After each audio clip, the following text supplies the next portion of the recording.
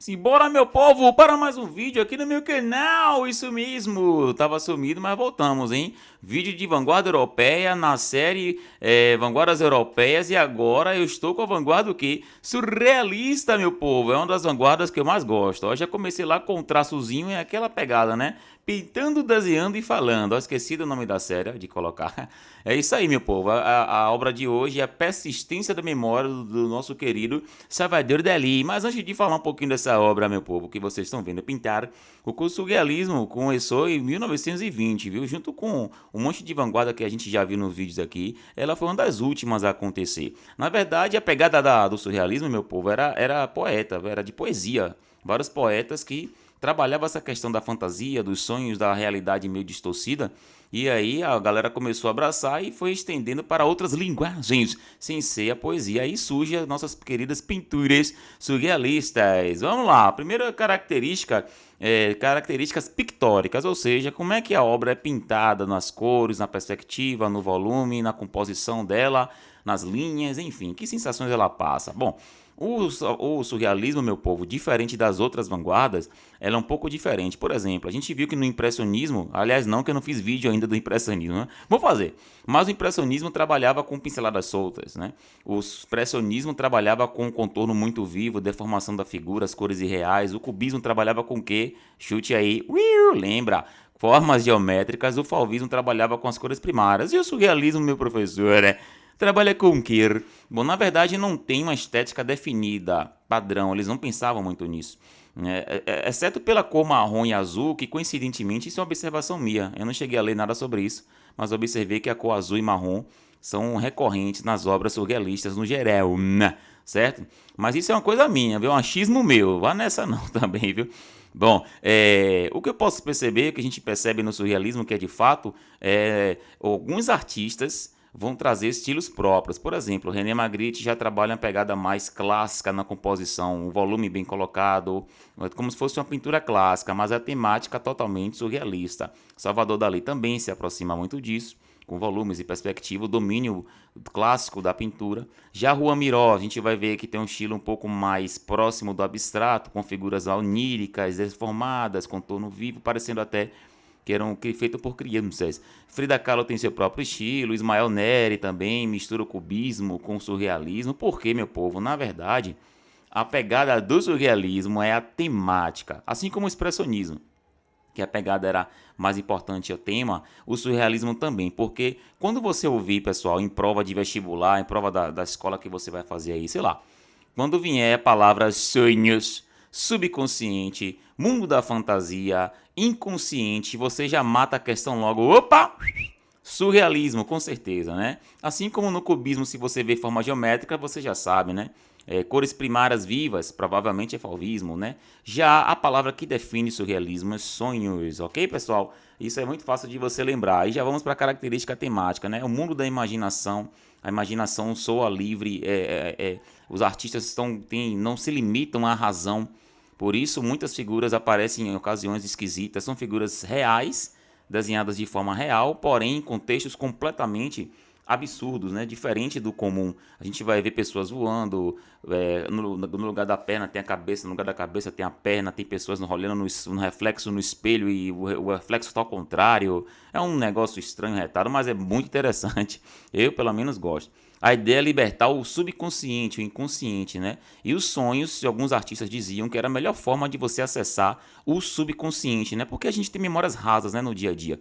E alguns surrealistas acreditavam que o sonho era uma estrada mais curta para você alcançar, olha aí que interessante, o subconsciente. Eu acho isso fantástico. O que é que tem mais? Esses artistas, eles contavam os sonhos entre eles mesmos.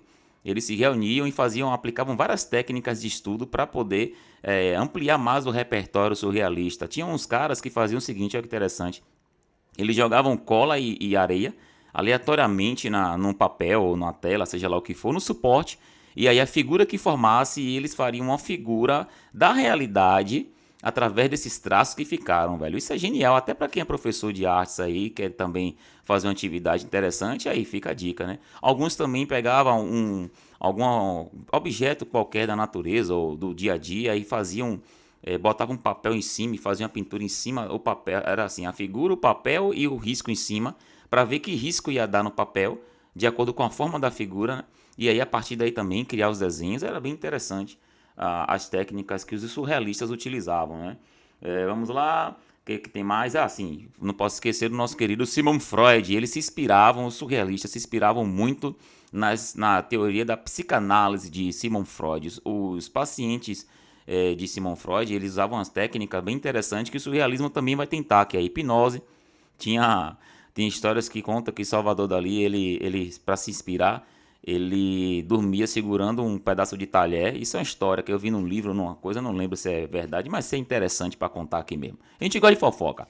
E aí, quando ele cochilava segurando um garfo, ia perdendo a força do braço, né, da mão segurando, e aí o garfo, puf, caía numa placa de metal, e aí ele acordava e despertava. E nesse despertar, ele tentava captar imediatamente o sonho. Olha que interessante. Às vezes funcionava, né? Não sei. Alguns surrealistas também tinham pegada muito para acessar o subconsciente da escrita automática e das palavras automáticas. Eles escreviam as primeiras palavras que vinham na mente e a partir daí tentavam montar um texto dessas palavras, né? Totalmente ao acaso. Tudo na intenção, pessoal, de acessar o subconsciente, né? Bom, os artistas principais, eu já falei alguns, né? Juan Miró, com suas figuras oníricas, Frida Kahlo, que não se considerava surrealista, pois ela pintava a própria realidade, a mesma disse isso.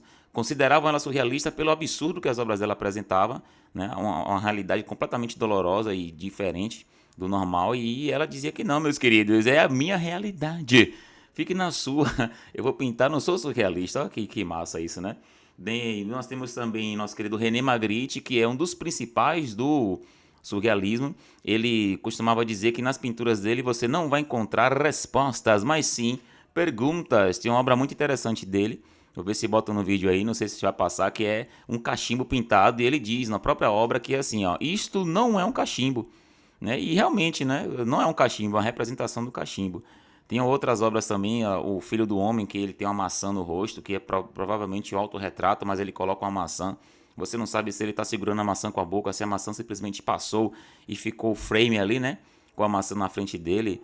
Né? O próprio nome Filho do Homem já remete a uma coisa religiosa e você já vê a maçã, já pensa em Adão e Eva, é um negócio esquisito. Mas isso, pessoal, tudo mirabolância da nossa cabeça, porque o próprio René Magritte falou que ele não veio para dar respostas, ele veio para criar mais questionamentos, mais perguntas. E eu acho isso genial, porque eu acho que tem que ficar livre para as pessoas interpretarem da forma que quiser, de acordo com o seu contexto. Bom, essa obra que eu estou pintando aí, como eu falei, a persistência da memória, é o símbolo do surrealismo do nosso querido Salvador Dalí, o louco Salvador Dalí, que foi o que levou o surrealismo a todas as linguagens, a todo o que foi canal para que fosse divulgado. Ele experimentou ao fundo essa vanguarda. Ele depois foi expulso até, viu? E questões políticas, que eu não vou ainda adentrar muito nisso agora. Essa obra foi feita meio que conta histórias que ele ia sair, e aí desistiu de sair, a mesa da casa dele estava bagunçada, ele viu um queijo derretendo, e aí ele resolveu, né, trazer essa ideia do relógio, o tempo caindo, passando, e as pessoas indo embora, assim como o queijo apodrecendo ali, derretendo, né? A gente também vai, viu? De arrasta para cima em breve, viu? A notícia é essa, viu, gente? Viu? E aí o surrealismo de Salvador Dalí nessa obra meio que mostra isso, né? O tempo consumindo para aquilo que parece um cavalo deitado no meio, um autorretrato, em algumas fontes falam que é isso, aquela rocha lá no fundo, aquela ilhazinha é pessoal, é um local onde ele morou durante muito tempo. As formigas ali em cima do relógio vermelho que apareceu ali agora, ó.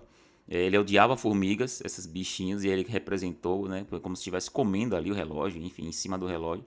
Um negócio bem interessante também. E é isso, meu povo, o surrealismo é isso aí. No Brasil nós temos Ismael Nery, esqueci dele, ó. Ismael Nery também, grande surrealista, viveu pouco tempo, morreu, uma doença grave, mas deixou a obra dele meio cubista, meio surrealista, viu, meu povo? E é isso, espero que tenham gostado, curta, compartilha, vai estudar, meu povo, esse é o surrealismo, valeu, olha lá, hein, sonhos, hein? Não deixa de sonhar, viu? Valeu, meu povo. Tchau. Cadê meu tchauzinho do vídeo? Cadê?